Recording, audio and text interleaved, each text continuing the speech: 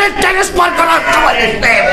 রক্তের প্রয়োজন রক্ত দিতে হবে, মরার প্রয়োজন মরতে হবে। যারা নেতৃত্ব দিতে পারেন থাকেন, যারা পারবেন না চলে যান।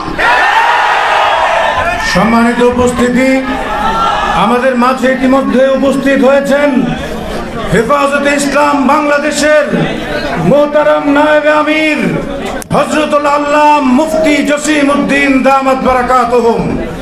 এই মুহূর্তে বক্তব্য পেশ করবেন জাতীয় উলামা মাশায়েখ পরিষদ বাংলাদেশের সম্মানিত সাধারণ সম্পাদক জনাব হযরত মাওলানা রেজাউল করিম আবরার।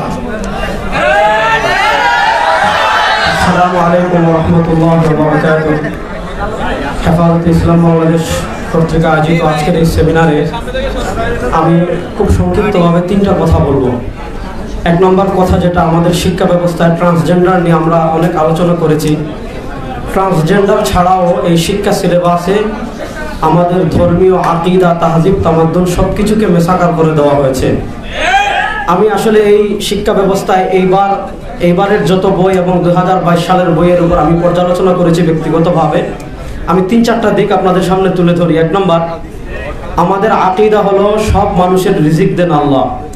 আমি আপনাদেরকে একটা বক্তব্য শোনাই। ইবতেদায়ী 4th শ্রেণী, আলিয়া মাদ্রাসার শিক্ষা ব্যবস্থা, ইবতেদায়ী 4th শ্রেণী, বইয়ের নাম হলো বাংলাদেশ ও বিশ্ব পরিচয়। এটার 68 নম্বর পৃষ্ঠায় তারা আল্লাহর ব্যাপারে আমাদেরকে কিভাবে নেতিবাচক আকীদা আমাদেরকে ছড়াচ্ছে। এখানে লিখেছে, অনেক মানুষ বিশ্বাস করেন সৃষ্টিকর্তা মানুষ বেশি সন্তান নেয় কেন, এটার জন্য আল্লাহর উপর কিভাবে দোষারোপ করছে শুনেন। ধর্মীয় কারণ, অনেক মানুষ বিশ্বাস করেন সৃষ্টিকর্তা যেহেতু আমাদের সৃষ্টি করেছেন, তিনি খাবারের ব্যবস্থাও করে রেখেছেন, ফলে তারা অধিক সন্তান জন্ম দেওয়ার সমস্যার কথা ভাবে না।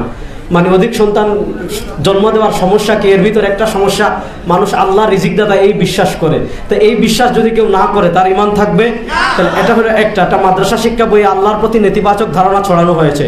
এর চেয়ে আরো মোটা দাগে কয়েকটা সমস্যার কথা আমি বলি।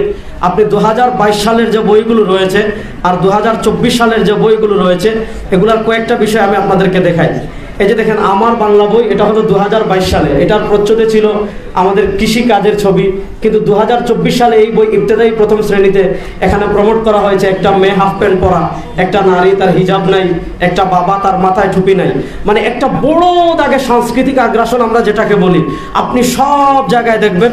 যেমন আমি আপনাদেরকে একটা গল্পের কথা বলি, তাহলে আরো সহজ করে বুঝবেন।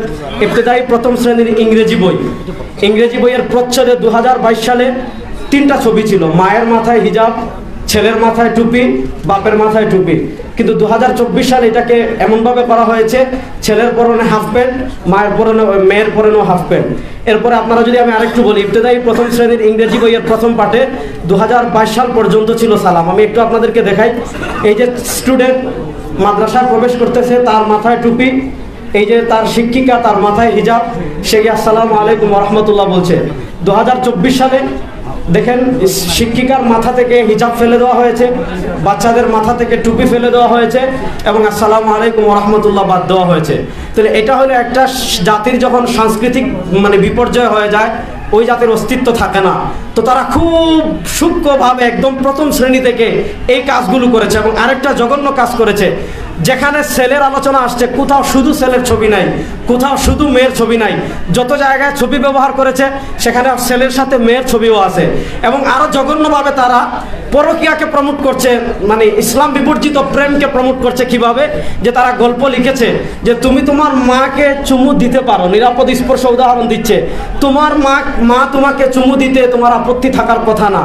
তোমার বন্ধু যদি তোমাকে চুমু দিতে তুমি রাজি নাও হো, তবে তার হাত ধরে পার্কে ঘুরে বেড়াতে কোনো আপত্তি থাকার কথা না।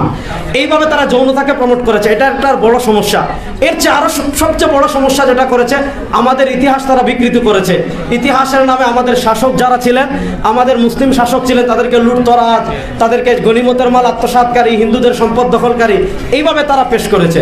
এজন্য আমি আমাদের মুহতারাম নেতৃবৃন্দ যারা আছেন, মজলুম বাংলাদেশের একমাত্র শহীদি কাফেলা হেফাজতে ইসলাম বাংলাদেশের নেতৃবৃন্দের কাছে আমার অনুরোধ এটাই থাকবে যে এই যে শুধু বিবর্তনবাদ বা শুধু ট্রান্সজেন্ডার, এটার উপর আলোকপাত না করে মৌলিক যতগুলো সমস্যা আছে, এটা যদি আমরা তৃণমূলের মানুষের কাছে পৌঁছাতে পারি, আশা করি একটা ফায়দা আসবে।